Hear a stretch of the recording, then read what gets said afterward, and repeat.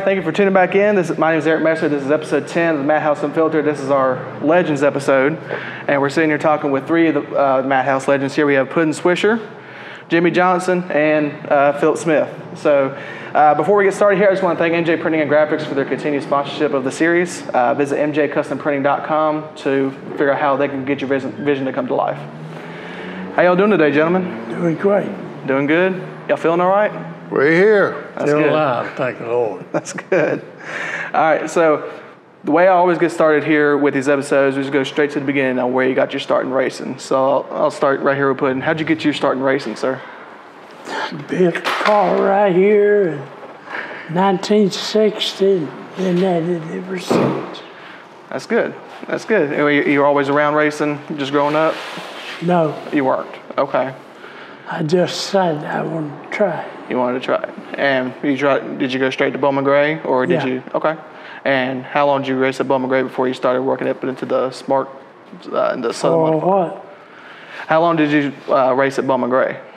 Well, I've been there 64 years. 64 years. That's good. And how about you, Jimmy? I started in 65 You started in at 65. Bowman Gray. I was affiliated with Tim Brown when he was a baby. His grandpa and his grandpa's brother married my sister. Oh, really? And that's how I got started in racing. And Tim Brown probably don't know this, but me and his grandpa and another guy turned over in the middle of Greensboro doing 10 mile an hour in a pickup truck. Oh, wow. And what happened, we stopped at a stop sign, had a 49 Chevrolet pickup. This was in about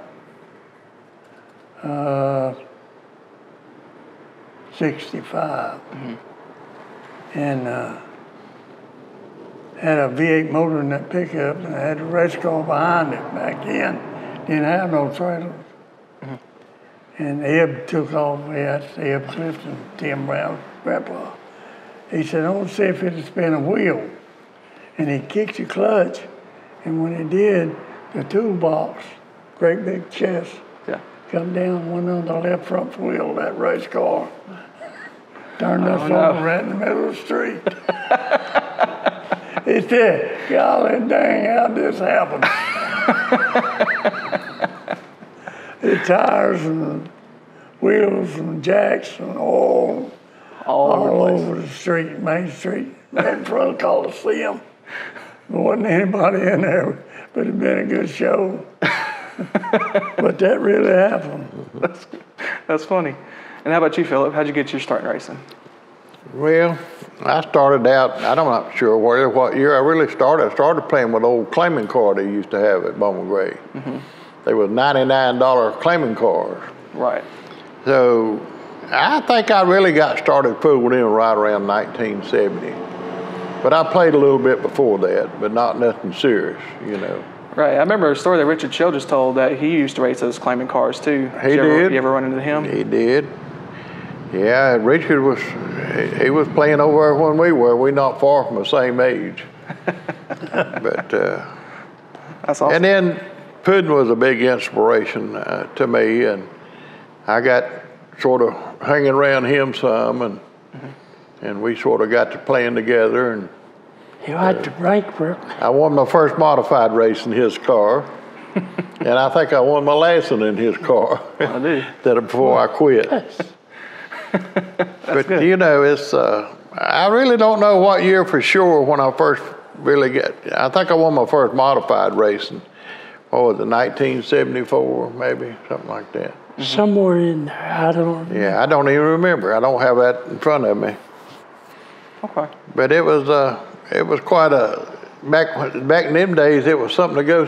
You know, you just wanted to go all the time. Right. But it sort of grows on you, and then we raced at other places too, but Bowman Gray was right here on our back door. We couldn't wait till Saturday nights to get there. That's right. So I know, talking more about the early days, I mean, I know you guys have seen the racing there today and over the past few years. Is it as cutthroat as it is today as it was back then, or? No, it was better back then. It was better back then. They put spotters up there. Yeah, that's right. And when they did that, they sort of took away from racing. Back then, we didn't know what a radio was. You didn't have the rear You didn't have a radio, you didn't have a spotter, and you done the best you could do. Right. And so, talk a little bit more about today's race. What are y'all's thoughts on the atmosphere at Bowman Gray Stadium? I know in the past couple of years, it's picked up the moniker the Madhouse. What are y'all's thoughts on today's racing at the stadium? Oh, no, it's like everything. It's just all changed. Back then, you hit me. I hit you. You knew it was coming. There wasn't no question. Now they want to fuss about it. It's always been a madhouse. It's always. Same thing. It's always been controversy and different things going on. I think back years ago, though, it might have been probably a little more harder to win. But today they got them second races that really helps underdogs win a race. Back then we didn't have a whole lot of that. We run more bigger races too, you know. Right. And Jimmy, I'd love to hear your thoughts. What are your thoughts on today's racing at the stadium? Well, the competition is actually stiffer now than it was back in the day. And when, if you ran a man down, wasn't no such thing as blocking. You block him one time, and the next time he goes into a spin. And if you don't like it, you get out behind the clubhouse and settle your odds, you know. Right.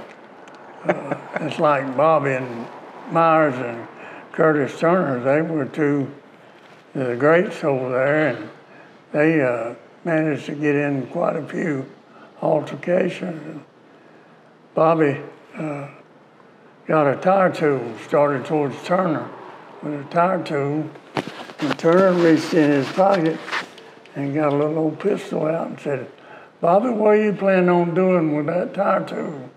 He said, "I'm just looking for a place to lay it down."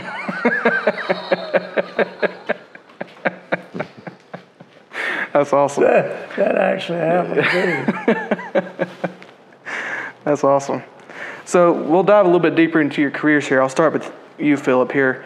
So thanks to Justin Mincy, he's kind of the mastermind behind all the stats at the stadium. I was able to gather a few things. And he's actually updated the wins list recently as well to include heat race winners and feature race winners as well. And so with that update, that puts you 9th on the all-time wins list. Right. So I know we've talked about that it's a little bit different today. It's probably a little bit, it probably been easier back then, but how difficult was it for you to be successful at a stadium in your time?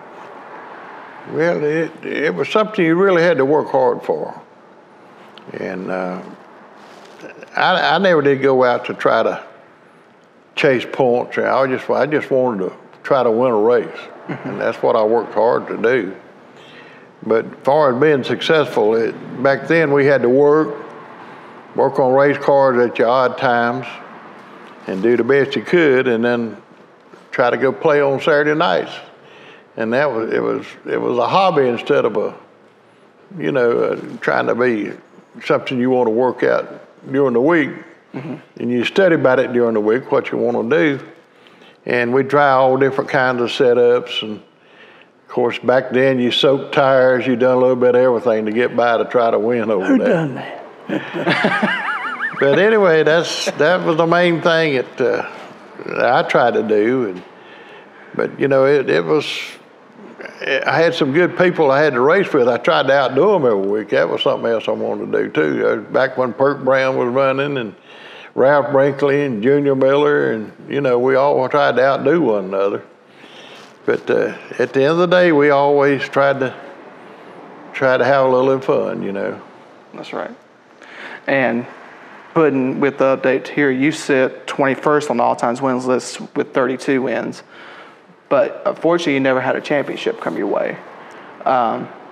What would you say were some of your struggles in racing back in that time? I don't know. I just out there playing. You just out there playing. I was out there to have a good time.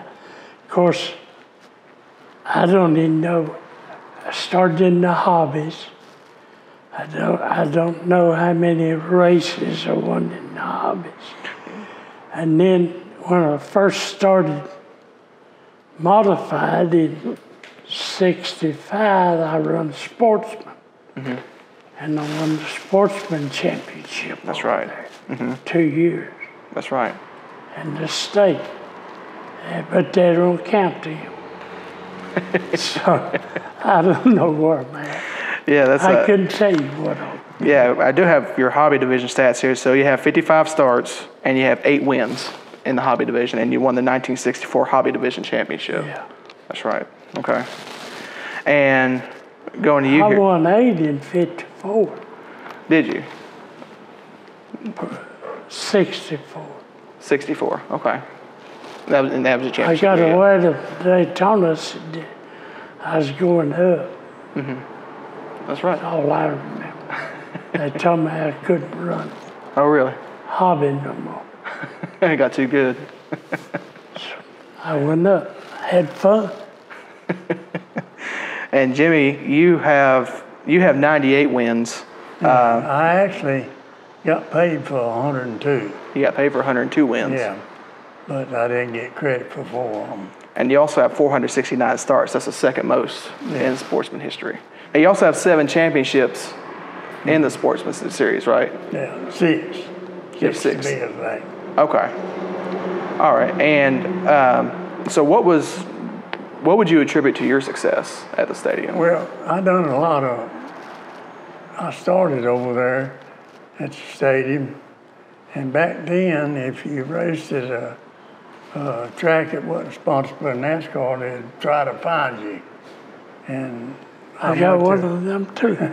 I went to Pulaski and raced up there, which is Motor Mile now. Yep. And they found out about it and said, "You're gonna find us." I said, "Hell, you ain't gonna find me. I'm gone." So I went to the dirt track, started running dirt, and the first year I run dirt, I started 65 races and won 47 of them on dirt. And my dirt experience really hit me at Bowman Gray, because I get it sideways, I straighten it up on asphalt just like good on dirt, you know. And it hit me quite a bit. Yep.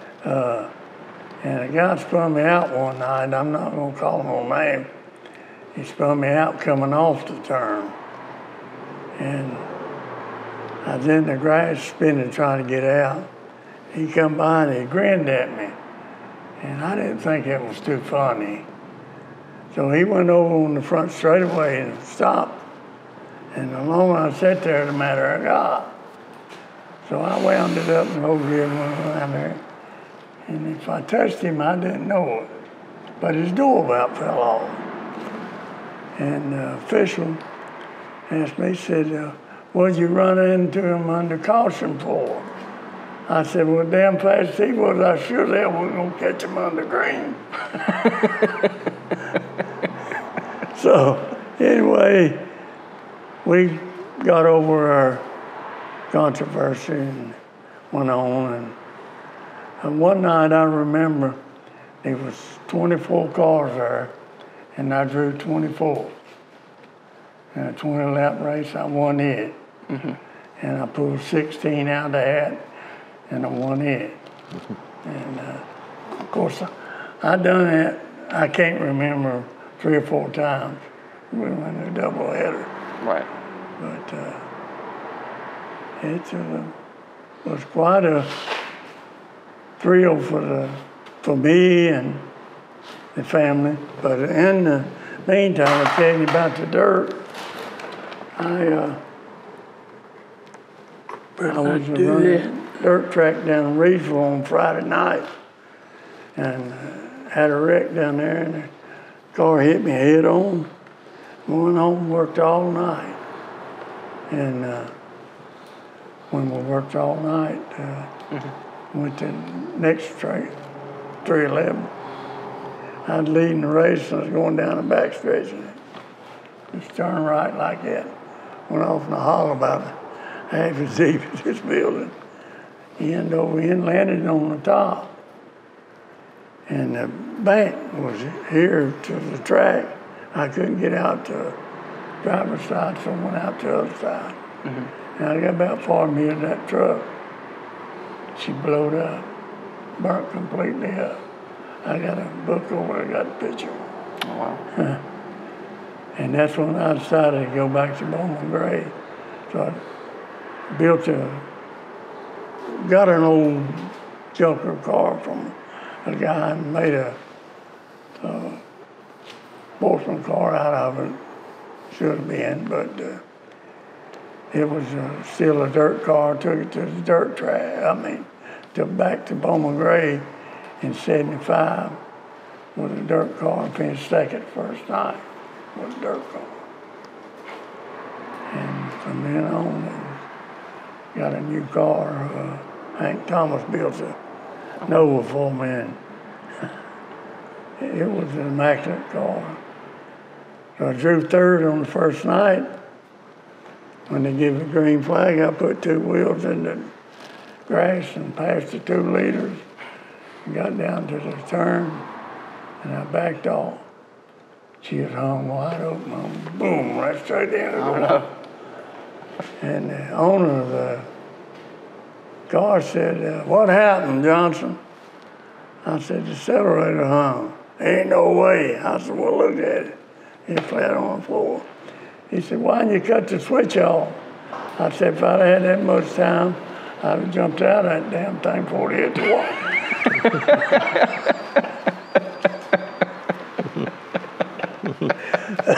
And that was the name of that tune. Oh, man. That's hilarious. Well, just kind of continuing on here. So, going around here, so I'll stay with you here, Jimmy. What would you consider is probably the peak of your career at the stadium? What's the moment that you look back on and you think, like...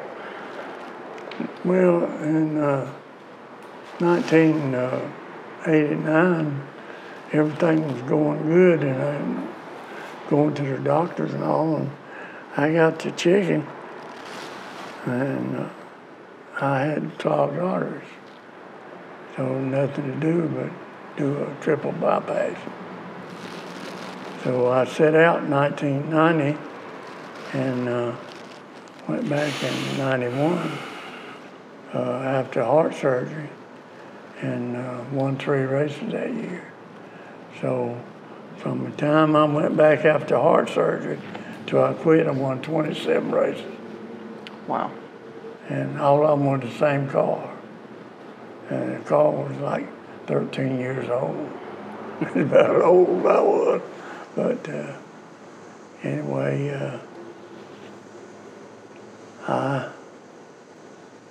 the doctor asked me, he said, "Jimmy, you ain't gonna fool that race car no more, are you?" I said, "Why not?" I said, "I drove with clogged arteries.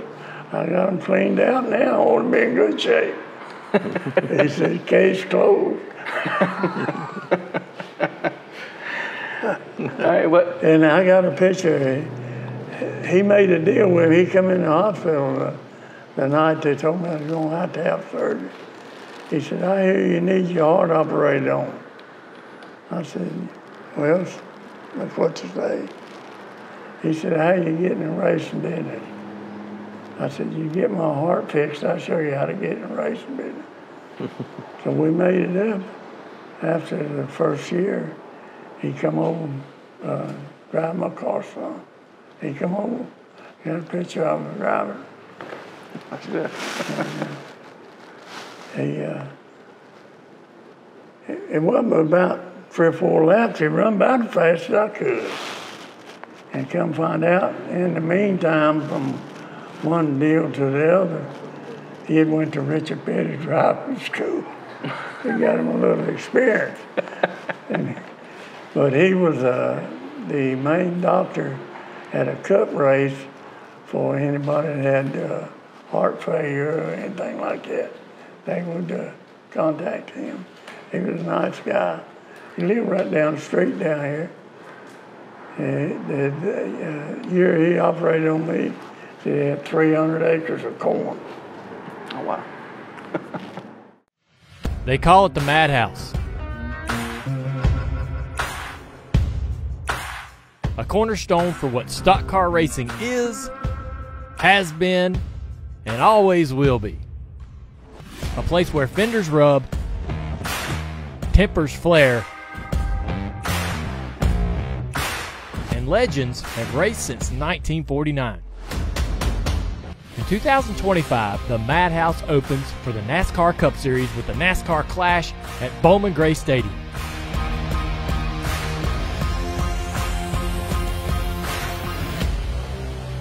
Visit NASCARClash.com for more information. So now we'll go to you here. What would you consider was the kind of the peak of your career at the stadium? Well, you know, I got hurt in a fire over there in 1976, and it was a Winston 350, and I started driving a car after that for Hank Thomas, and I came back the next year and won that race, 350. And from that point on, I didn't want to get back in a race car much, but Hank Thomas offered to build me this car, and I decided to try it. You know, I felt like I needed to do it. And everybody said, "You lost your mind." But anyway, I got back in it, and I had RCA and Ed Kelly's for a sponsorship, and we had good money there behind us. And so that was one of my highlights. And then another one is when I won both races. They had 25 lappers. I won the first and the second one night. And so from that point on, I had the best career of my life after that, as far as modified racing. And but you know, it just felt like I had something to prove. And I think I proved it, you know. But I say that was the most memorable time at Bowman Gray, and we're talking about the Madhouse. So, like I said, we raced a lot of other places, but the Madhouse was our home track, and that's what we look forward to doing. That's good. And that's about it. And I'll swing back to you here, Puddin. What would you consider was the peak of your career at Bowman Gray Stadium? I don't think I ever picked you. And you're still running the 53 modified from time to time. Is that right? I hadn't been in it. Well, I know as a car owner, you're running. Well, I hadn't retired yet. What was that? I haven't retired yet. You haven't retired yet. I might go back any day. Another thing that happened one night over there, that he and I finished first and second. That was a good, because we was good friends, and that was a memorable time. I was driving number 1, he was driving number 11. Well, y'all got together on the cheating though. Yeah, we did. I wasn't about to pass it. So, while we were setting this episode up here, I know your daughter Kelly mentioned you guys all hang out here pretty much every Friday. Is that right? Y'all hang out right here at the shop?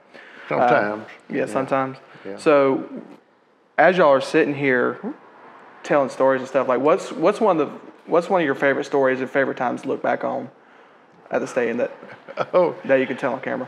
Well, some of you might not want to tell, but I don't know. We share a lot of stories, and Jimmy's got more to tell than we do, you know. Yeah. But and we tell a joke or two and stuff like that. But you know, you talk about how things is, you know.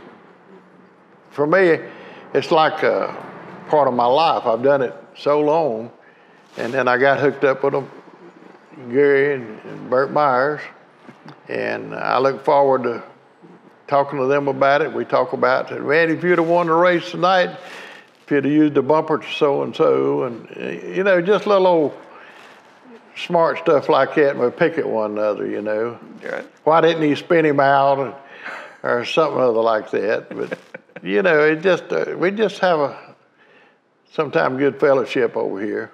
Jimmy comes over every Friday, and I try to come in 2 or 3 times a week and check on one another. But it's when you get our age, you can't do what you want to do, so you just shoot around, shoot the bull, and talk about things. You know. I hear you. With this new generation of drivers coming up, and they look back onto you guys as, like I said, this is our Legends episode. You guys are the legends of the Madhouse, pretty much, and legends of Southern racing around in this area here. What would be a piece of advice that you would give to a kid that's starting to come up the ranks in motorsports? Well, you can't. They're not going to listen to you, no way. Tim Brown, when he started, used to come down here every Saturday morning. Go all over my car. Then go to the track. But they're not going to listen to you now. Everybody's got a different setup. Everybody's got a different thing. And we still run the same thing. That's right. All you got to do is go fast and you get there. Yes, sir. I always felt like a race car driver is a natural. A true race car driver is a natural. Some of them are store-bought. But if you want to get started this day and time, you got to have you got to have a good feel for it, and you better find some money, because it is an expensive hobby. Money now. It's an expensive hobby. When we started, It's not a hobby anymore, it's a business. Yeah. You got to run it, the sponsor's paradise. Yeah. Yep.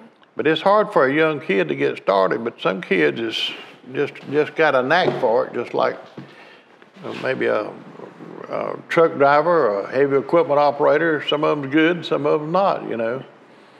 But to me, a natural race car driver is a natural. And some of them get out of a race car just as fresh as the day they got in. Some of them get out, oh God, man, I wish we hadn't done this. But anyway, it's an expensive hobby for somebody who wants to get in it this day and time. when I started racing, we didn't know what power steering was. That was, you done it by hands. No power steering. That's right. It's amazing what it is. That's got to be tough at Bowman Gray, too. No power steering. No. Didn't have a lot of power on the hood. I know that time I came back and won that Winston 350. I didn't have no power steering. And that was the year after I got hurt, and I won 100%. But I tell you, I ached and hurt from my arms and shoulders for that race for 350 laps around that place. And restarts and bumping and banging, and it was a job back in them days. But today, man, I ain't got no power steering or something, boy, they'll pull it in and park it.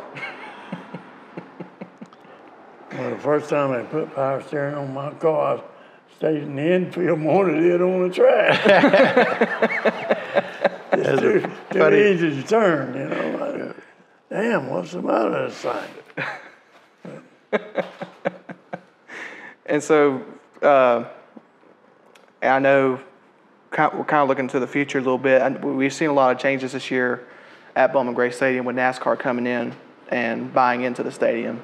What are y'all's thoughts on the outlook of racing at the stadium and racing motorsports in general in the future? Oh, they're going to be racing.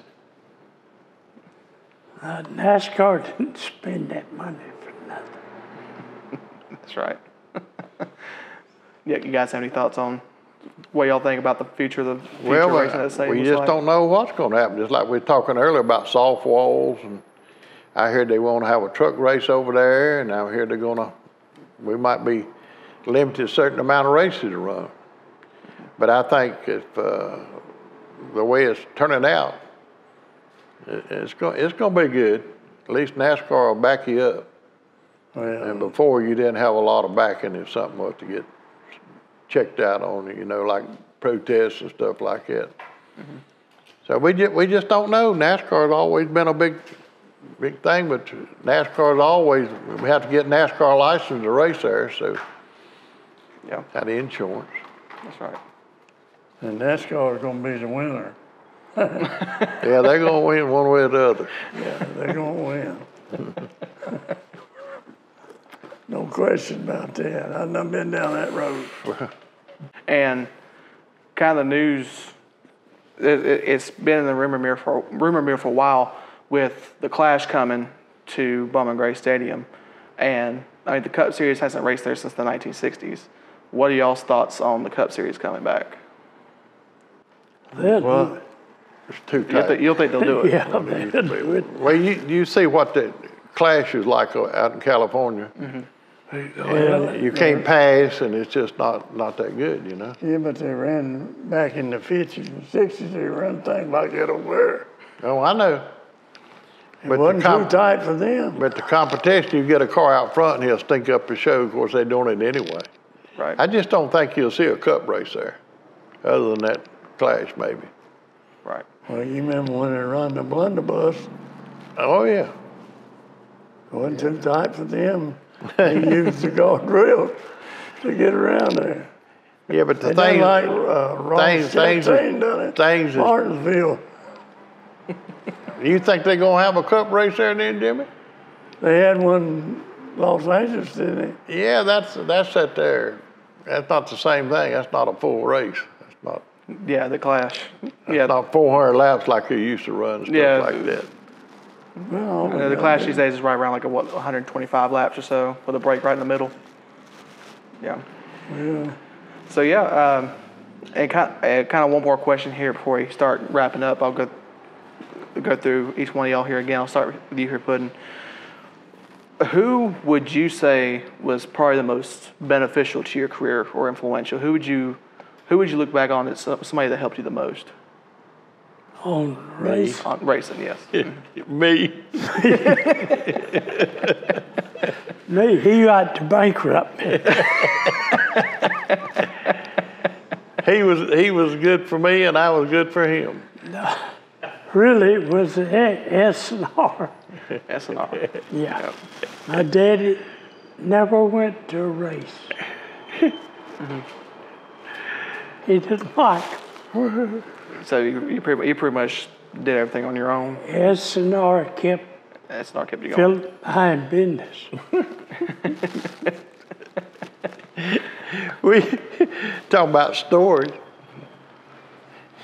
I used to carry prune seeds, and you put one in your mouth. I mean, eat a prune, and that'd keep your mouth dry. I mean, from being so dry. Puddin smoked Salem cigarettes. He would not smoke a Salem cigarette when he get time to go to race. He'd throw them down and get him a pack of Winston. But we were superstitious, and I'd wrecked his car 3 weekends in a row over there.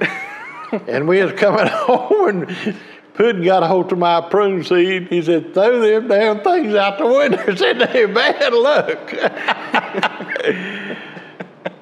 But you know, we had our own superstitious ways.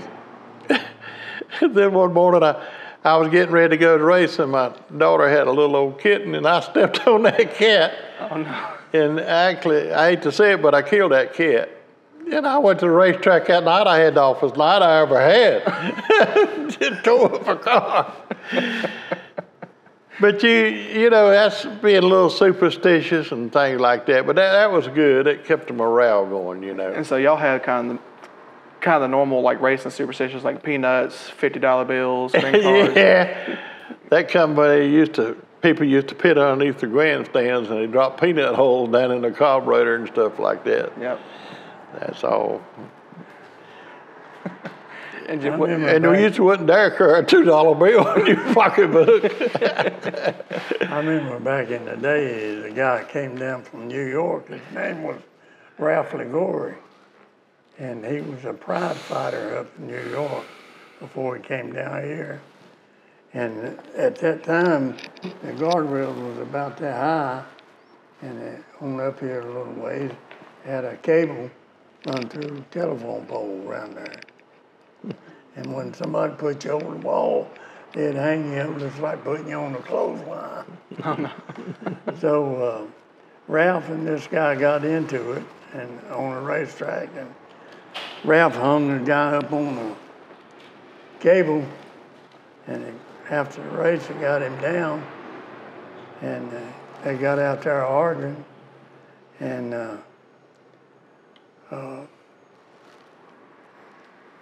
Ralph said, "Christ, kid, I don't want to hear this."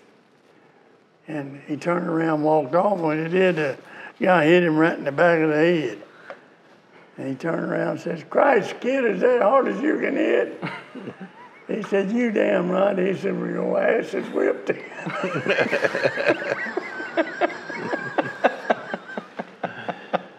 I never will forget that. Last time I seen him, it was one of the old timers meetings, and he was there. He said, that sure happened. He hit him, knocked him plumb up under his own car. Car that pretty high back then. Slid him right up on there, like putting him under a pool table or something. Ralph LaGorry. He was from the Bronx, New York.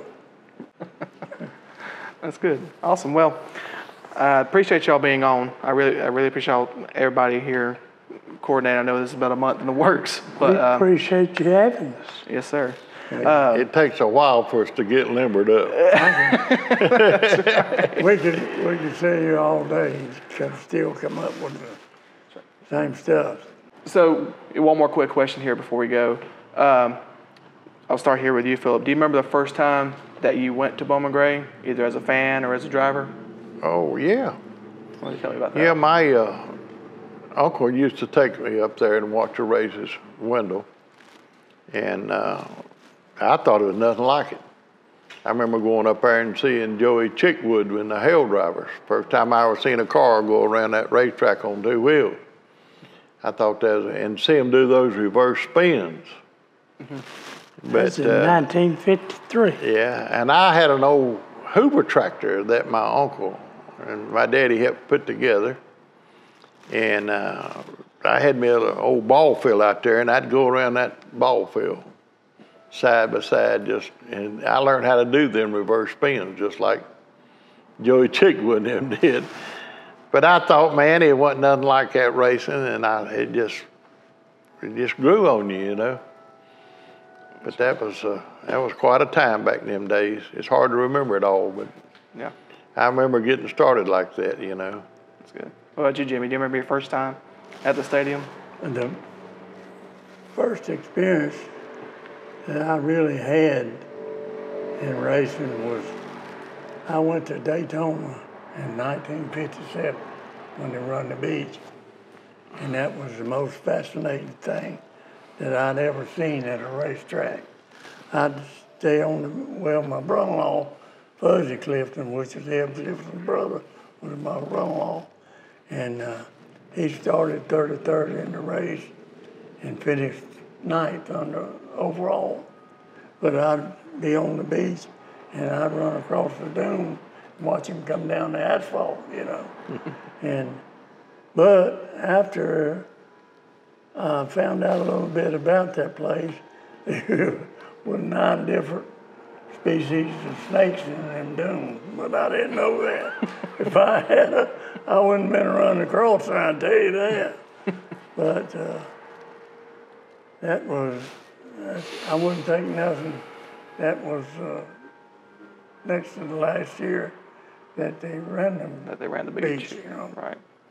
I believe that was about 1922, wasn't it? Yeah, it could have been. What about Bowman Gray, though? Yeah. Do you remember your first time at Bowman Gray Stadium? The first Yeah. time you went there? And on Easter Monday, had a 56 Ford, and there's about 30 cars out there, Sportsman cars. Well, back then it was amateurs. And I started somewhere in the middle of the pack, finished 4th when I spun out one time. But the crazy thing about it was the tires. These people know what number to get.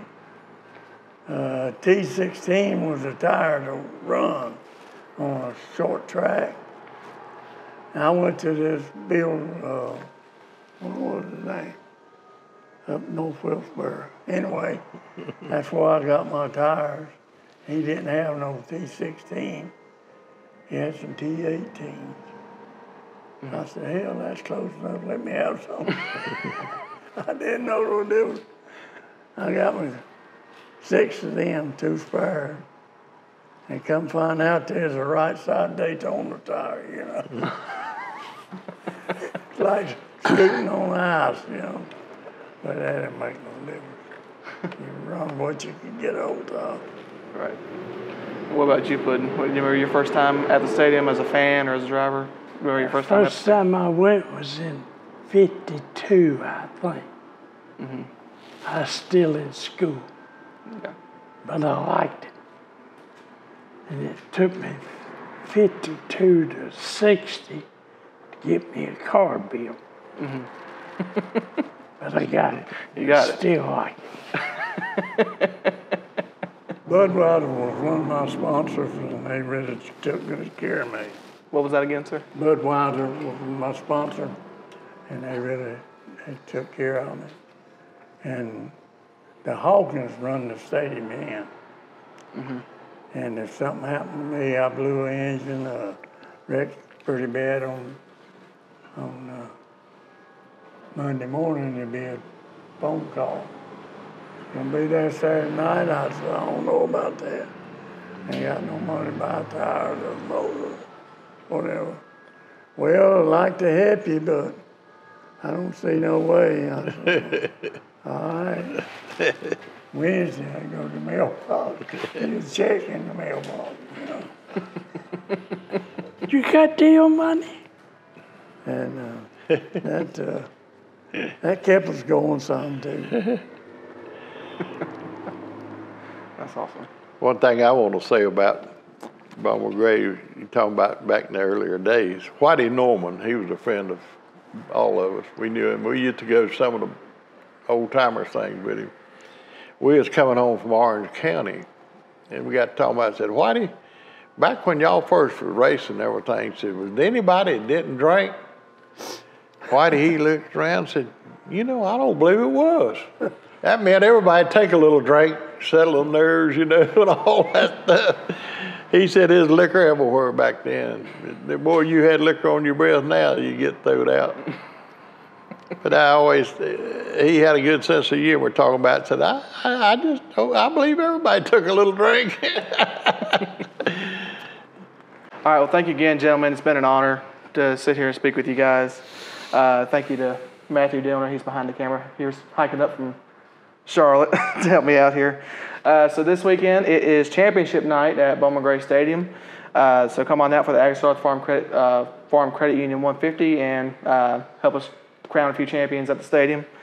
And the next few episodes here will be our champion series. We'll be sitting down with each divisional champion to talk about their season and kind of get their story. And thank you everybody for tuning in, and we'll see you at the next one. Thank y'all.